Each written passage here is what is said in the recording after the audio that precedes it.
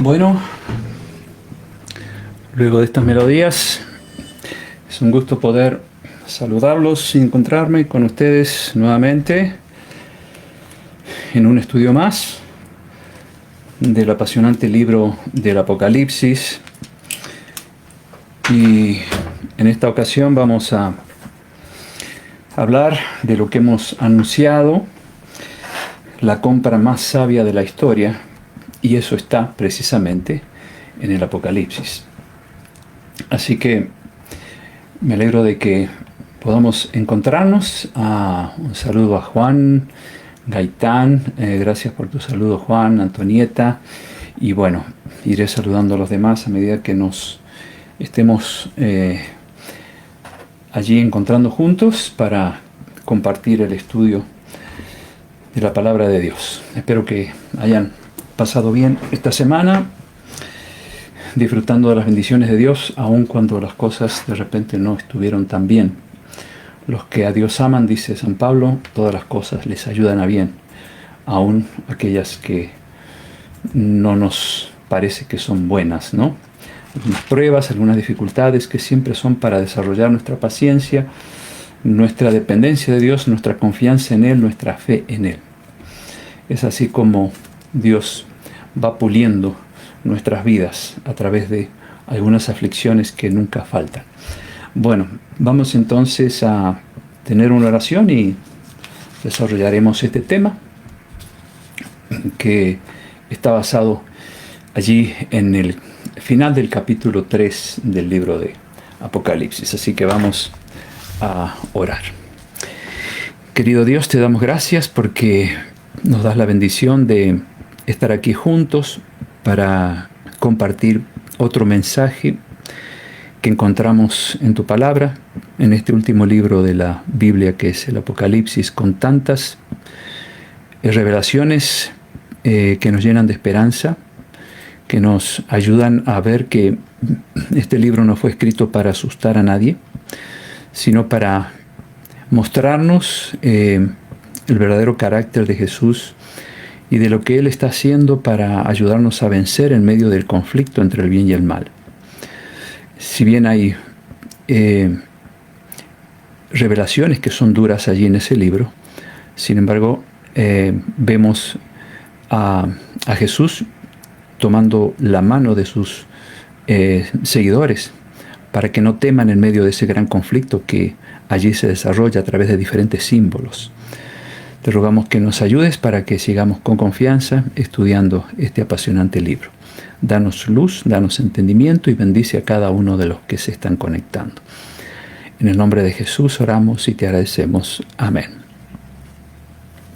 Bueno, entonces vamos a empezar allí en el capítulo 3 de Apocalipsis. Habíamos estado estudiando acerca de la profecía de las 7 iglesias y terminamos ese estudio la semana pasada con la última carta, que es a la Odisea. Y después de esa carta no hay más profecías, excepto lo que San Juan ve en el capítulo 4 de Apocalipsis, que ya no es una profecía sino una visión del pueblo de Dios en el cielo. Es decir, al terminar la séptima iglesia, el séptimo mensaje, ya no hay más que decir, simplemente esperar a que la segunda venida de Cristo se produzca y lleve a su pueblo al cielo. Y el mensaje de la Odisea precisamente nos ubica exactamente en el tiempo actual, al borde ya de que se produzca el fin de la historia de este mundo.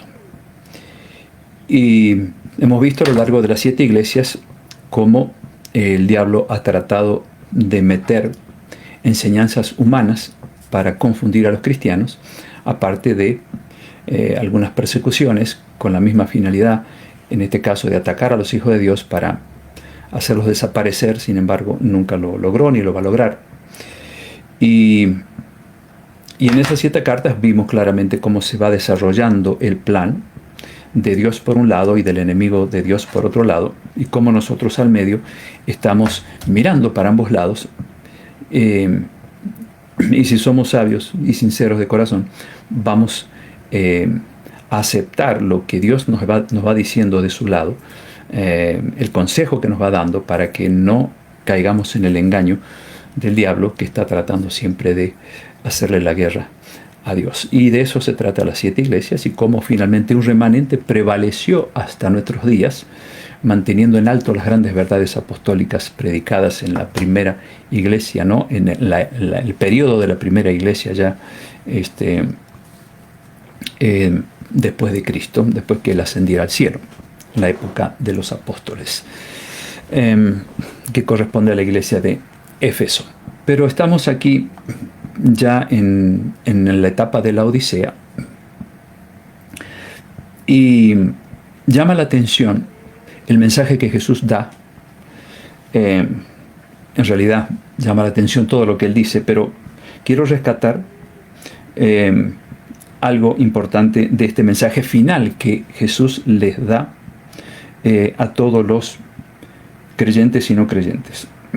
Pero especialmente este mensaje está dado a los laodicenses, es decir, aquellos cristianos que están confiados, están tranquilos, porque ya tienen la verdad en sus manos para predicarla, no solo para vivirla, sino para predicarla. Y ha llegado un tiempo en que se empiezan a adormecer un poquito. Jesús no regresa, eso produce un poco de desánimo. Eso está escrito también en el capítulo, después del capítulo 24 de San Mateo, ¿no? Ustedes leen el capítulo 25, la parábola de las 10 vírgenes, algunas se duermen, otras no. Y porque eso ilustra la situación espiritual en que vivirían los hijos de Dios que forman parte de este remanente fiel en los últimos días de la historia.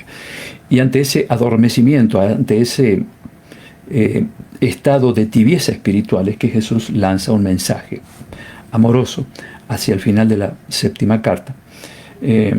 Y quiero que nos concentremos en 3 cosas fundamentales, y que las mencionamos la semana pasada. Dice en el capítulo 3, vamos a leer desde el versículo 14. Escribe al ángel de la iglesia en la Odisea, que es lo último que vimos la otra semana. He aquí el amén, el testigo fiel y verdadero, o sea Jesús, el principio de la creación de Dios, dice esto: yo conozco tus obras, que ni eres frío ni caliente, ojalá fueses frío o caliente. Pero por cuanto eres tibio y no frío ni caliente, te vomitaré de mi boca. Porque tú dices, yo soy rico, me he enriquecido. No está hablando de la riqueza material, obviamente, está hablando de la riqueza espiritual, ¿no?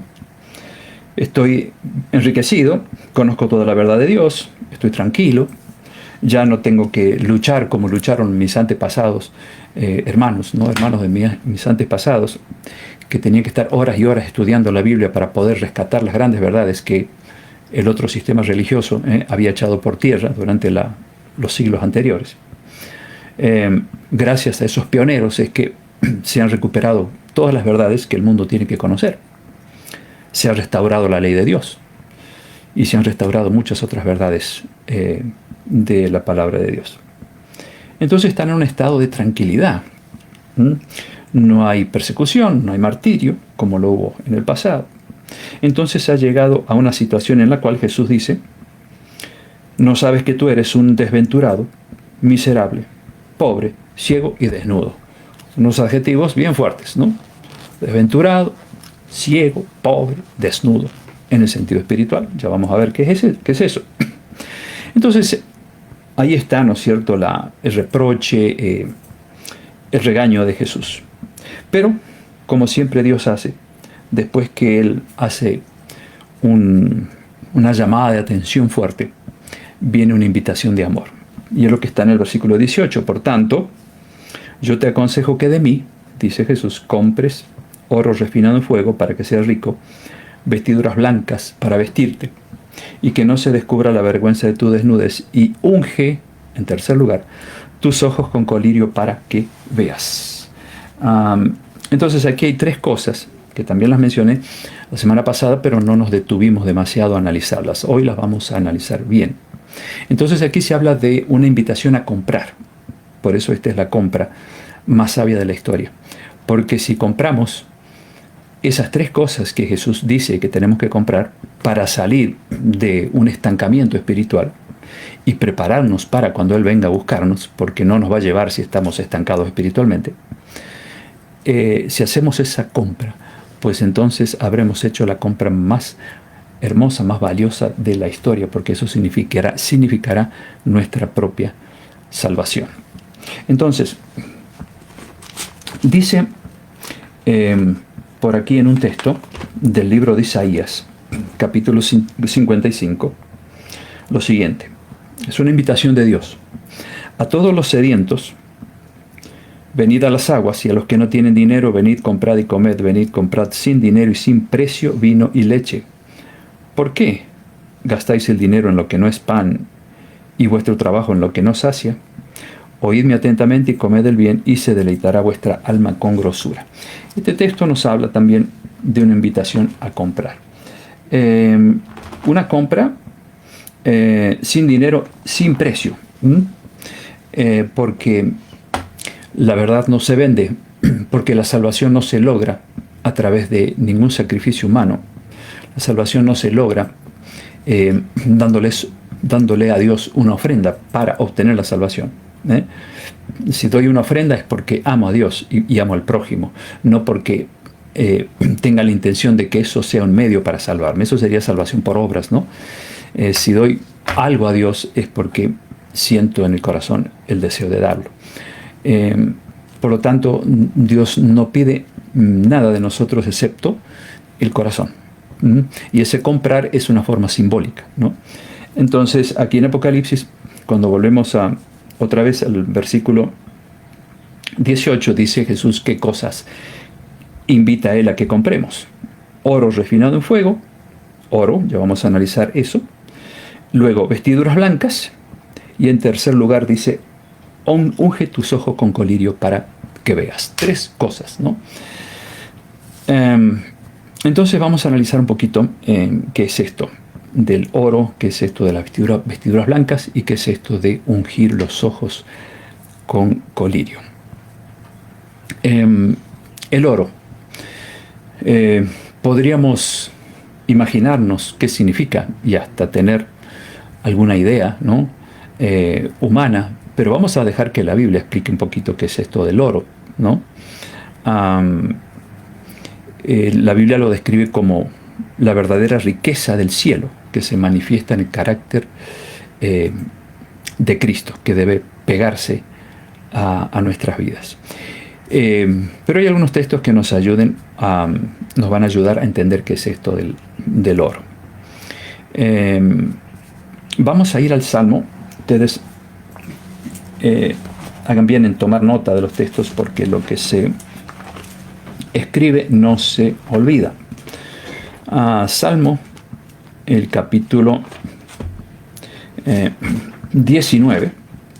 Vamos a ver qué dice allí Rey David respecto del oro, que es lo primero que Jesús pide que compremos allí al final de del mensaje de la iglesia de la Odisea, o sea, los cristianos de este tiempo previo a la segunda venida de Cristo. Salmo 19 y el versículo 7, 8 y 10. Allí el rey David dice: la ley de Jehová, o la ley de Dios, es perfecta, que convierte el alma. El testimonio de Jehová es fiel, que hace sabio al sencillo. Fíjense qué interesante lo que dice acá. La ley de Dios es perfecta, y dice que la ley de Dios convierte el alma, convierte a la persona. ¿Por qué será entonces que el diablo odia tanto a la ley de Dios? Aquí tenemos una de las razones, ¿no? No quiere que la ley de Dios entre en el corazón de los seres humanos, porque al entrar produce lo que dice el rey David aquí: convierte el alma, transforma a la persona. Por algo es que esa ley ha sido tan atacada durante la historia, ¿no? Por algo ha sido modificada por algo se enseñan menos de 10 mandamientos. Porque la ley de Dios convierte el alma. No hace legalista ni fariseo a nadie, sino que convierte el alma cuando la atesoramos en el corazón, obviamente, como la ley de la libertad, ¿no? Como la ley del amor de Dios. Dice después, los mandamientos de Jehová son rectos, que alegran el corazón. El precepto de Jehová es puro, que alumbra los ojos. Interesante porque está muy ligado a lo tercero que dice Jesús: unge tus ojos con colirio para que veas, ¿no? Bueno, la palabra de Dios alumbra los ojos. Y dice en el versículo 10, deseables son más que el oro. Aquí aparece el oro. Y más que mucho oro refinado. Y dulces más que la miel. Y que destila del panal. O sea que la palabra de Dios, la ley de Dios, todo eso es más deseable que el oro y mucho más que oro refinado. Entonces, ¿qué es el oro cuando Jesús dice compra oro refinado en fuego? Bueno, aquí el rey David dice que la palabra de Dios es más que oro refinado en fuego. Entonces, podemos decir que el oro se consigue gratuitamente, ¿no? Obvio. Conociendo a Dios a través de su palabra. Es así como nosotros llegamos a entender qué significa ese oro. No es el oro el metal, ¿no? Sino el oro del conocimiento de Dios a través de su palabra, el conocimiento del carácter de Cristo a través de su palabra. Por eso cuando una persona más lee la palabra de Dios, más medita en ella, más se parece al autor de ella, ¿no? Y eso puede definirse como el oro que nosotros necesitamos encontrar en esta escritura, ¿no es cierto?, que Dios nos ha dejado, para que de esa forma podamos aprender a reflejar el carácter de Cristo. El oro también se puede definir como la fe y el amor, porque todo eso lo encontramos en la Biblia. Sin fe es imposible agradar a Dios. O sea, si yo leo la palabra de Dios, tengo que creer que esa palabra de Dios ha sido inspirada por Él. No fue simplemente palabra humana, sino hombres inspirados por Dios para escribir lo que Dios les dictaba. Y ahí entra la fe. Y la fe se acrecienta en la medida que tengo comunión con Dios a través de su palabra. Y la oración, obviamente. Entonces, esa es la fe. También se puede definir el oro como la fe. Y el amor, porque obviamente el amor se acrecienta en aquel que lee la palabra de Dios. ¿Por qué? Porque el amor de Dios se le va pegando. Todo eso es lo que es el oro, ¿no? Y mucho más todavía, como dice el rey David. En Job 23:10, acerca del oro, dice el profeta: mas él, hablando de Dios, conoce mi camino, me probará y saldré como oro. Otra vez el oro aquí. Porque nosotros, cuando Dios nos encuentra, somos piedras toscas. Somos como cuando se lo encuentra al oro, que originalmente el oro es negro, tiene una capa negra. Se necesita meterlo en un crisol de fuego para poder sacarle el color tan hermoso que tiene el oro. Y aquí Job dice: Dios me va a probar para que yo salga como oro a través de las pruebas, las aflicciones. Todo eso Dios lo usa para pulir nuestra vida y asemejarnos cada vez más a Cristo. En Malaquías 2 y 3 dice: ¿quién podrá soportar el tiempo de su venida? La venida de Cristo. ¿O quién podrá estar en pie cuando Él se manifieste? Porque Él, Cristo, es como fuego purificador y como jabón de lavadores. Y se sentará para afinar y limpiar la plata, porque limpiará como a oro la plata a los hijos de Leví, hoy los hijos de Dios. Y de esa manera podremos estar preparados para ir a las mansiones celestiales que Jesús está preparando. Entonces, llama la atención que acá dice que Él se va a sentar. Cuando uno va a hacer un trabajo sin apuro, se sienta. Y en este caso, bueno, trabaja en forma tranquila, sin apresuramiento, sin correr de aquí para allá. Y Dios hace eso. En este momento, pacientemente, está puliéndonos, nos está lavando, nos está refinando como la plata y como el oro, porque nos quiere sacar buenos. Nos quiere preparar para tener el derecho de ir al cielo. Por eso Apocalipsis 3:10, allí dice: por cuanto has guardado la palabra de mi paciencia, dice Jesús, yo también te guardaré de la hora de la prueba que ha de venir sobre el mundo entero para probar a los que moran sobre la tierra. Ya habíamos leído este mensaje en el estudio de las 7 iglesias. Allí él anuncia que va a venir un tiempo de prueba. No es este el tiempo de prueba. Es cierto que el mundo está siendo sacudido. Hay conflictos por todos lados. Hay problemas económicos terribles en diferentes países. Hay angustia de las gentes. Sin embargo, aquí Jesús está hablando de un tiempo de prueba muy diferente al tiempo este que estamos viviendo, que no se asemeja en nada a lo que va a venir dentro de no mucho tiempo. Yo les había mencionado ya varias veces Daniel 12, ¿no?, que es el complemento del Apocalipsis. Daniel 12:1 dice que vendrá un tiempo de angustia cual nunca hubo en la tierra. Pero un tiempo de angustia que no va a afectar a los que son hijos fieles de Dios.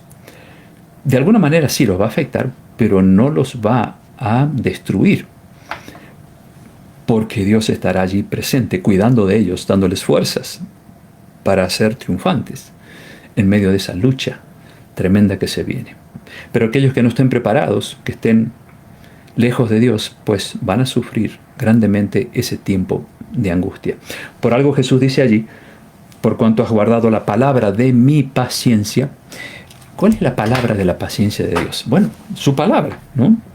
Porque guardar su palabra, hacer lo que Dios dice en la Biblia, requiere paciencia. Tenemos que remar contra la corriente del mundo, en contra de la corrupción del mundo. Y cuando denunciamos ciertas corrupciones, la gente nos tilda de fanáticos, de extremistas, de locos.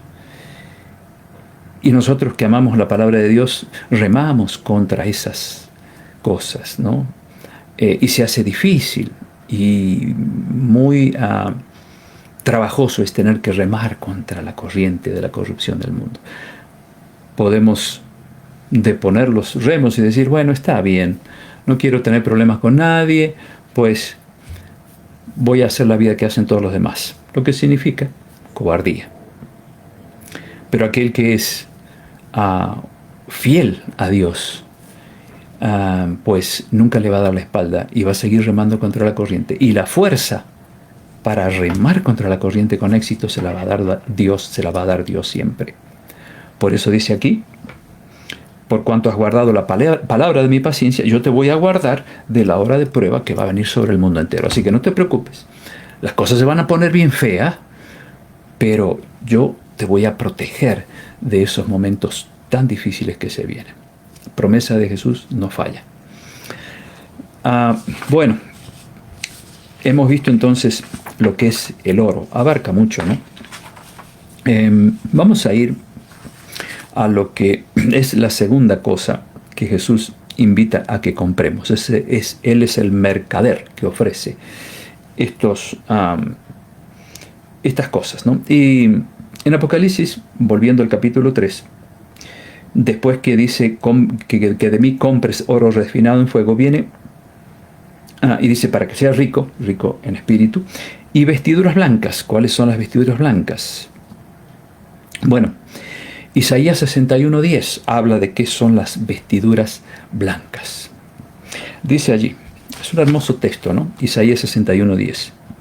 En gran manera me gozaré en el Señor, mi alma se alegrará en mi Dios, porque me vistió con vestiduras de salvación, me rodeó de manto de justicia, como a novio me atavió, y como a novia adornada con sus joyas. Qué interesante. Lo que describe aquí el profeta es lo que ocurre con una persona que ha entregado su vida a Cristo, ¿no? Nos viste con vestiduras de salvación, nos rodea de manto de justicia. ¿Y qué es el manto de justicia? Es la vida perfecta de Cristo puesta sobre nosotros. Si no fuera por eso, estaríamos totalmente perdidos. Porque aunque nuestra vida cambie, aunque hemos pedido perdón, aunque nos hemos arrepentido, aunque hemos empezado una vida de conversión, una vida nueva, sin embargo todavía seguimos llevando la carga de un pecado que otro y luchamos contra ellos y vencemos, pero siempre está la naturaleza humana traicionándonos.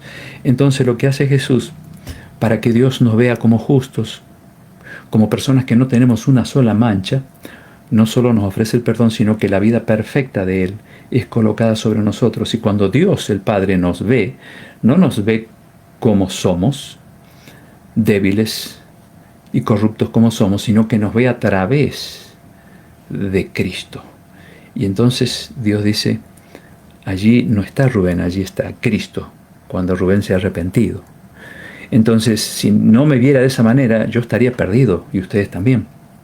Entonces, allí está lo que se llama en la Biblia el manto de justicia de Cristo, es decir, la vida perfecta de Cristo, la vida sin pecado de Cristo, puesta sobre nosotros para que Dios nos pueda ver a través de Él y de esa manera ser grandes a los ojos del Padre y ser dignos de ser aceptados por Él y salvos al fin, ¿no? Es muy grande el mensaje de esta frase, me vistió con vestiduras de salvación, me rodeó con manto de justicia. Apocalipsis 19:8 dice allí, previo a la segunda venida de Cristo, dice que la esposa se ha preparado, se refiere a la iglesia, al remanente de Cristo, se vistió de lino fino, limpio y resplandeciente, porque el lino fino, dice San Juan, es las acciones justas, las acciones justas de los santos. Pero no hay justo ni aún uno, dice el profeta Isaías. San Pablo dice, no hay bueno ni aún uno. ¿Cómo es que aquí habla de un grupo de creyentes que tienen acciones justas? Acciones justas. Bueno, esas acciones justas son porque hay un justo que mora en la vida de un creyente, y que es Cristo. Volvemos a lo que dije anteriormente. O sea, Dios no me dice, ¡uy, qué lindo, hiciste una obrita buena! Entonces te anoto un tanto más en el cielo. No, eso es salvación por obras.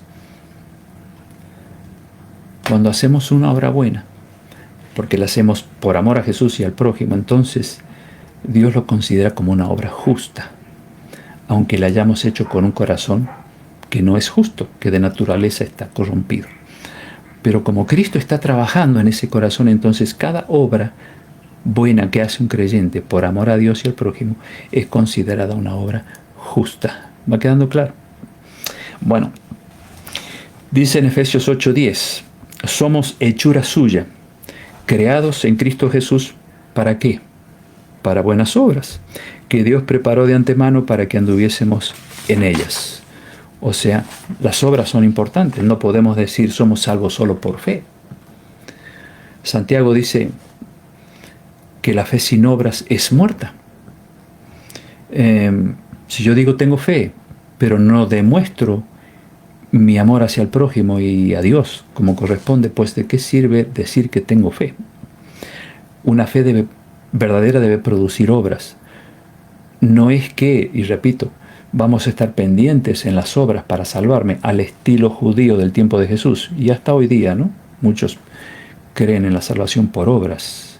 Y en el sistema religioso popular se enseña la salvación por obras, las penitencias, las obras meritorias y todas esas cosas es salvación por obras. Por eso Martín Lutero protestó contra ese tipo de enseñanza, porque no es bíblica.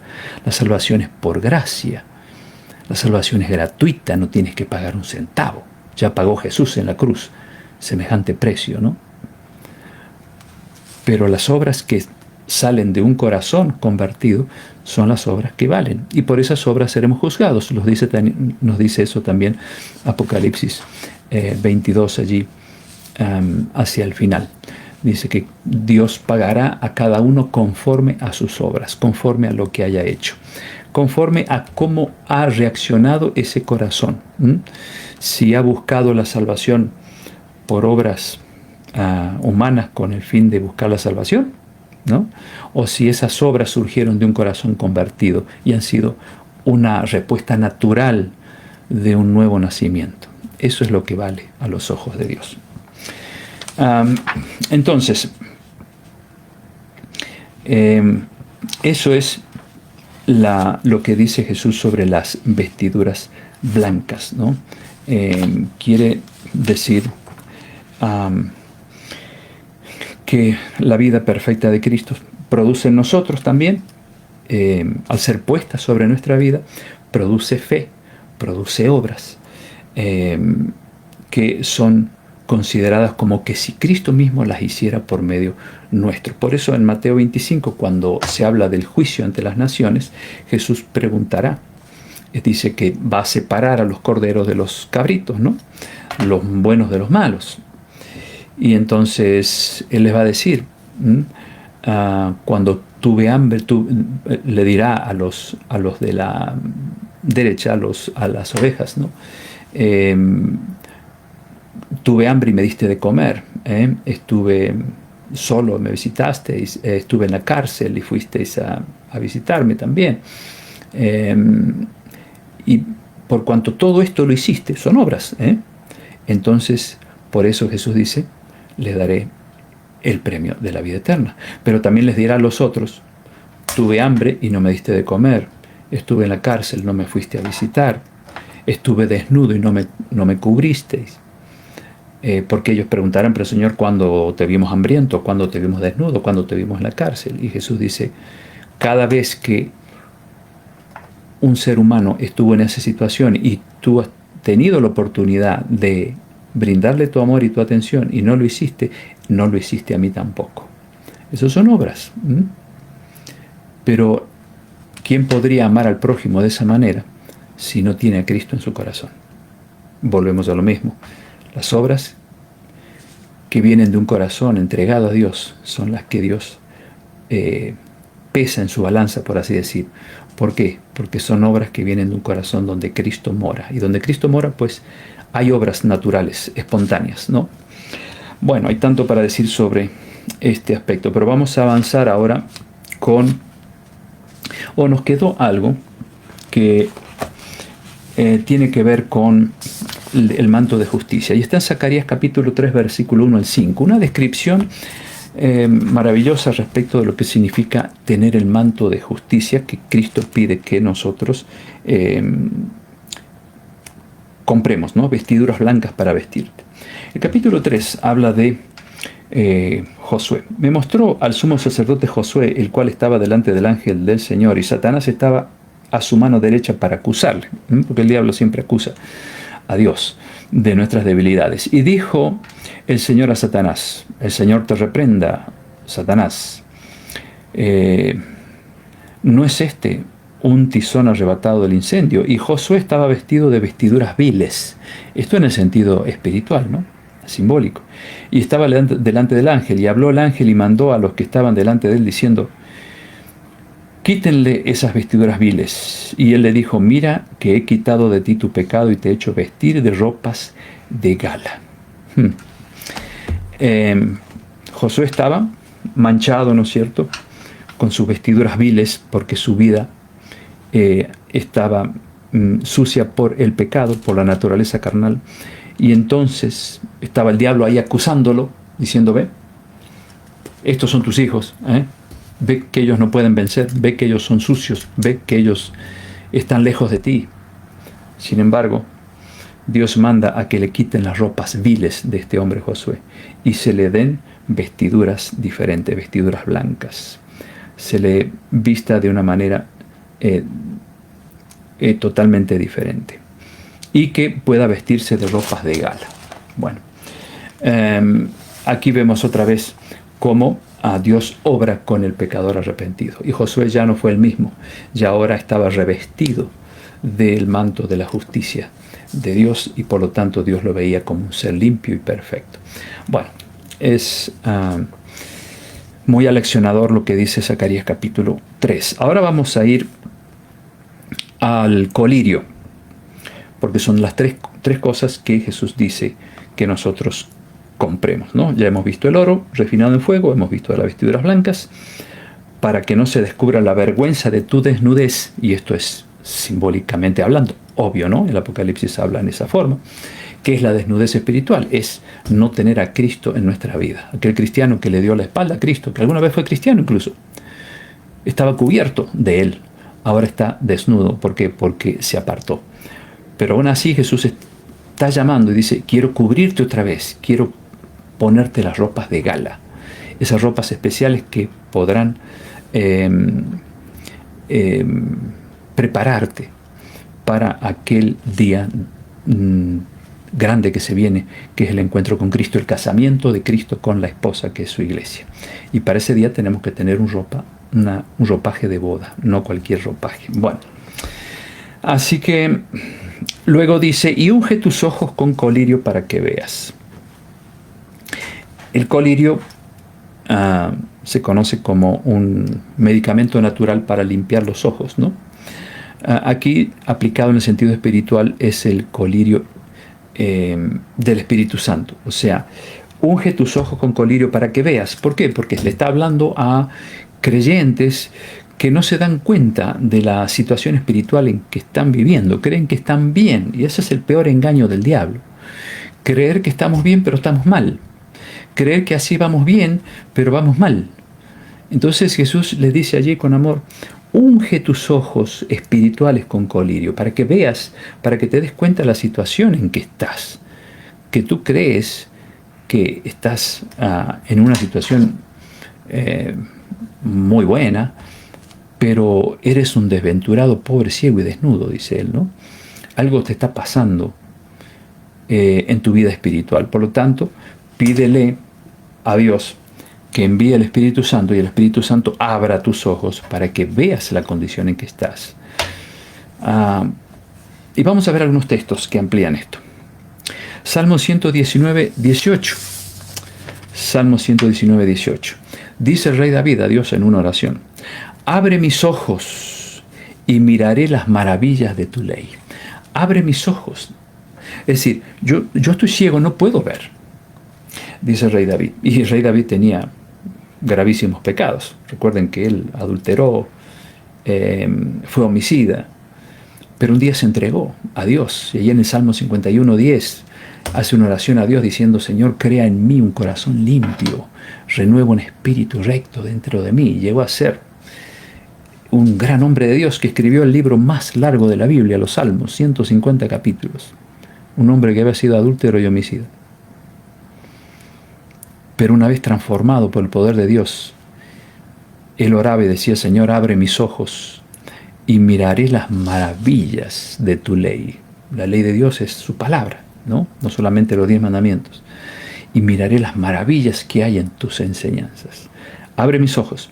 Jeremías 33:3, texto que lo hemos mencionado muchas veces. El teléfono de Dios se le llama. ¿Por qué?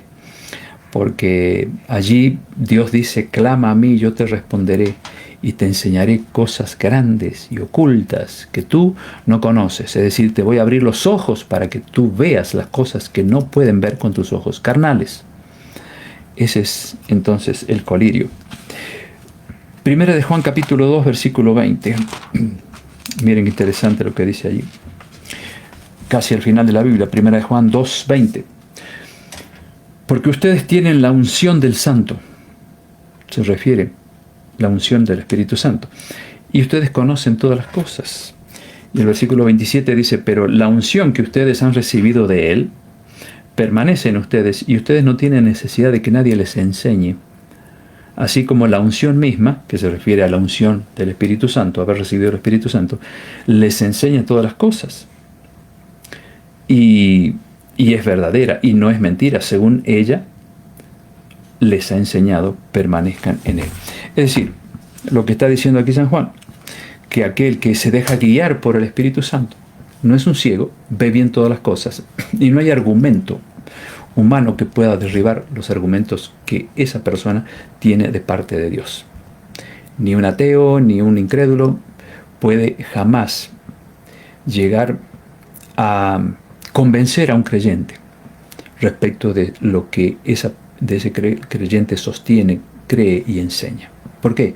Porque jamás la sabiduría humana puede competir con la sabiduría divina.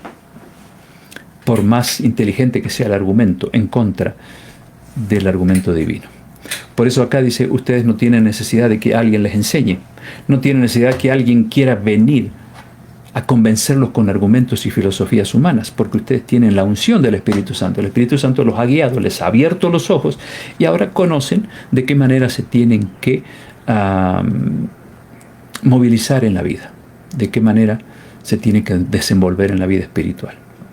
Todo lo demás es sabiduría humana, filosofía de hombres, doctrinas de hombres, que jamás podrán competir con la sabiduría divina.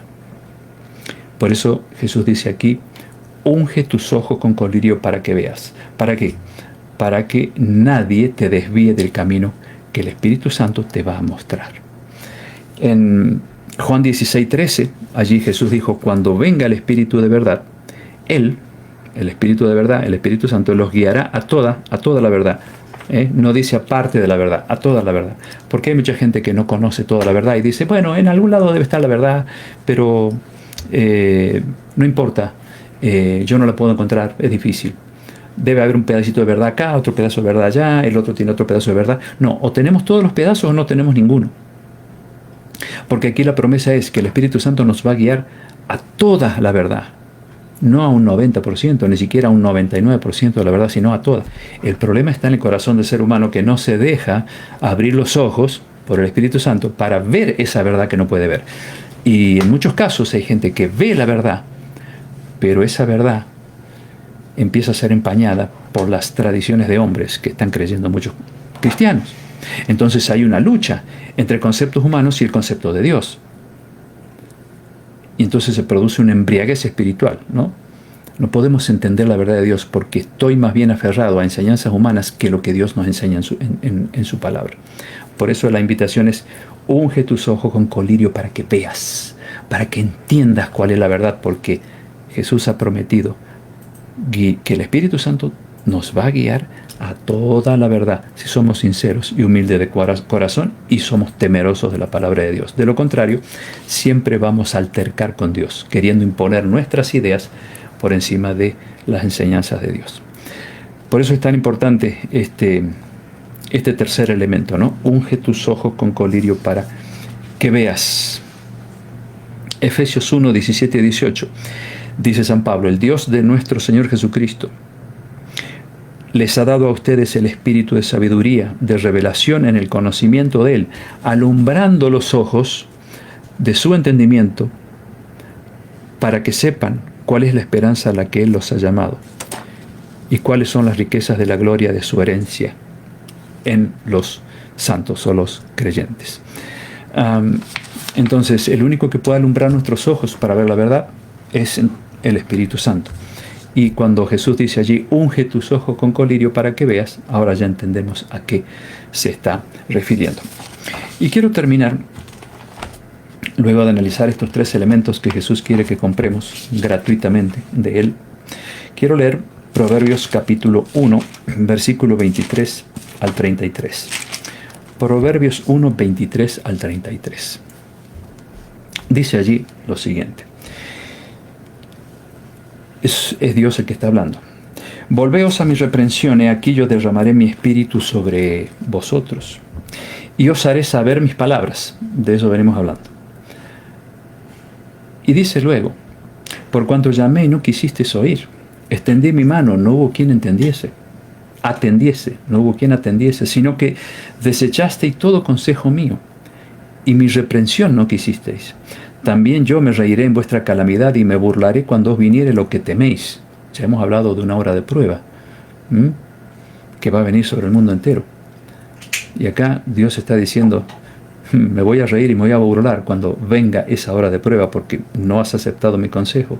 Cuando viniere como una destrucción lo que teméis y vuestra calamidad llegare como un torbellino. Cuando sobre vosotros viniere tribulación y angustia. Entonces, dice Dios, me llamarán y no responderé, me buscarán de mañana, no me hallarán. ¿Por qué?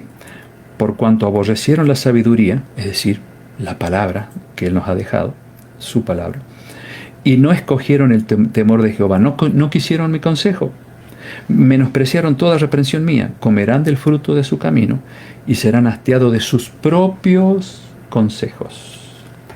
¿Cuántas personas nos llegan al conocimiento pleno de la verdad porque se están hastiados de sus propios consejos o de los consejos que le dieron sus familiares o amigos en lugar de aceptar el consejo de Dios? Por algo dice Salomón: no confíes en tus propios caminos, no confíes en ti. ¿Por qué? Porque la confianza en nuestras propias ideas nos pueden llevar por mal camino. Y dice el 32, porque el desvío de los ignorantes los matará, y la prosperidad de los necios los echará a perder. Hasta ahí hay una reprensión de Dios para aquellos que no quieren comprar estos tres elementos que Jesús menciona en Apocalipsis 3 al final, ¿no? Aquellos que no quieren la sabiduría, aquellos que no quieren conocer a Dios, que no quieren hacer lo que Dios dice aquí, pues serán hastiados de sus propios consejos, porque no hay nunca término medio, ¿no? O estamos del lado de Dios o estamos del lado del diablo, o estamos del lado de la verdad o del lado del error. Ya sabemos que nunca hay posición neutral en estas cosas. El que nos junta desparrama, el que conmigo nos junta desparrama, dice Jesús. Bueno, y el que conmigo no es, el que conmigo no es, está en contra mío, dice Jesús. Pero dice el 33, mas el que me oyere habitará confiadamente, vivirá tranquilo sin temor al mal. Así de fácil, ¿no? El que me oyere habitará confiadamente, no tendrá miedo, vivirá tranquilo, porque Dios estará a su lado, como dice Apocalipsis 3, que leímos recién. Si tú guardas la palabra de mi paciencia, dice él, dice Jesús, yo te guardaré de la hora de prueba que ha de venir sobre el mundo entero. Y como dice el Salmo 91, caerán a tu lado 1000, a tu diestra 10.000, pero a ti no te llegará, refiriéndose al momento que caigan las famosas 7 plagas del Apocalipsis que están en el capítulo 16. Así que esta es la invitación. O aceptamos con gusto buscar a Dios de corazón en este tiempo en que gratuitamente podemos conseguir estos tres elementos, o permitimos que nuestras propias ideas o las ideas que nos inculcaron prevalezcan sobre la verdad de Dios. Eso es decisión de cada uno de nosotros. Ojalá que tomemos la mejor decisión, la de comprar esos tres elementos de parte de Cristo, atesorarlos en el corazón y entonces vivir seguros sin temor al mal ni a todo lo que va a venir poco antes ya de la venida de Cristo, cuando se intensifique la lucha entre el bien y el mal y los hijos de Dios verdaderos, los que son fieles a la palabra de Dios, sean perseguidos, porque así está predicho en Apocalipsis 12:17. ¿Por qué? Porque andarán en los caminos de Dios y no en los caminos de los hombres. Pero serán los momentos finales cuando Dios le dará la victoria a su pueblo y se lo llevará al cielo. ¿Están dispuestos ustedes a comprar esos tres elementos? El oro, las vestiduras blancas y el colirio. Que Dios nos ayude, que me ayude a mí también, a poder comprar cada día esos tres elementos que son indispensables para estar preparados para cuando Jesús venga. Si no los compramos, estamos perdidos. Está escrito. Bueno, quiero saludar a algunos más que han entrado en el desarrollo del tema. Hugo Fernández desde mi país, Teresa desde Uruguay, Perla, saludando también, Odilia Campos, también allí presente. Quiero ver algunos más que no he saludado. Bueno, Patricio, mi querido amigo y hermano, allí está. Julie, Héctor Aicardi, Juan Gaitán, ya lo habíamos saludado al principio. Julie, Santiago, William, desde Colonia Valdense, Uruguay. Bueno, me tocó pastorear hace muchos años ese lugar y conocer también a William, este amigo y hermano. José Luis Arauz, un pedido allí de oración, lo vamos a tener en cuenta, ya Miriam lo anotó. Y bueno, si hay alguno más, Mabel y familia como siempre allí. Enrique, mi tocayo, desde mi ciudad natal. Así que bueno, vamos a orar para terminar, teniendo en cuenta el pedido de José Luis por Florencia y María, siempre oramos por ellas. También por los padres de José Luis, eso entiendo, sí. Están todos engripados, lamentamos, bueno, allá es invierno, cuídense mucho. Aquí, aunque no es invierno todavía, hay gente engripada y con COVID incluso, así que hay que cuidarse, ¿no? Cuidarse mucho, y con la ayuda de Dios podemos salir adelante.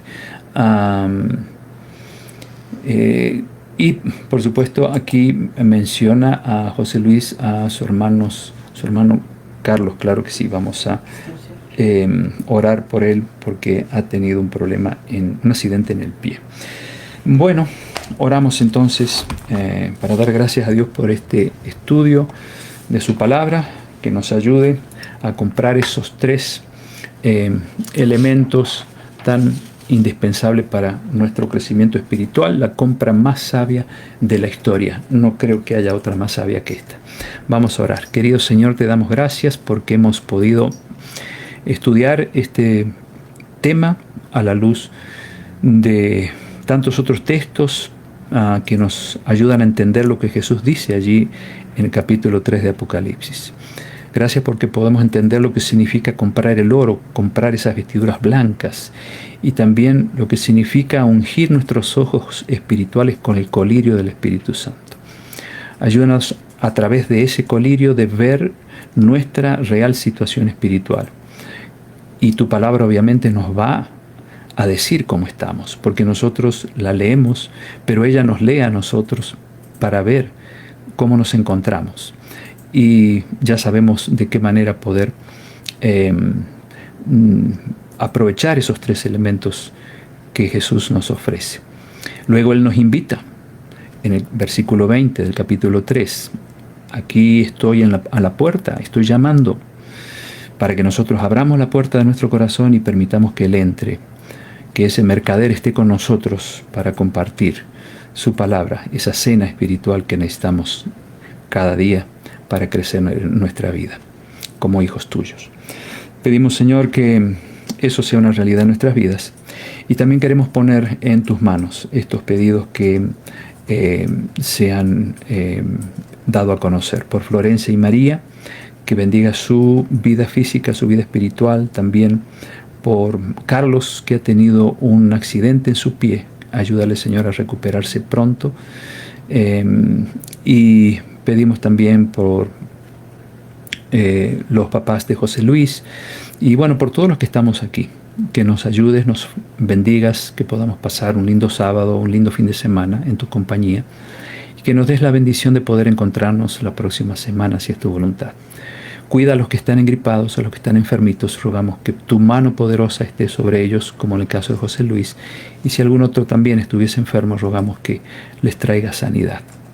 Te agradecemos y lo pedimos todo en el nombre de Jesús, nuestro Salvador. Amén. Bueno, que Dios los bendiga, que Dios los guarde y los proteja, y nos vemos la próxima semana, si Él así lo permite. Cuídense mucho y les mando un fuerte abrazo. Y no se olviden, por favor, de compartir este estudio.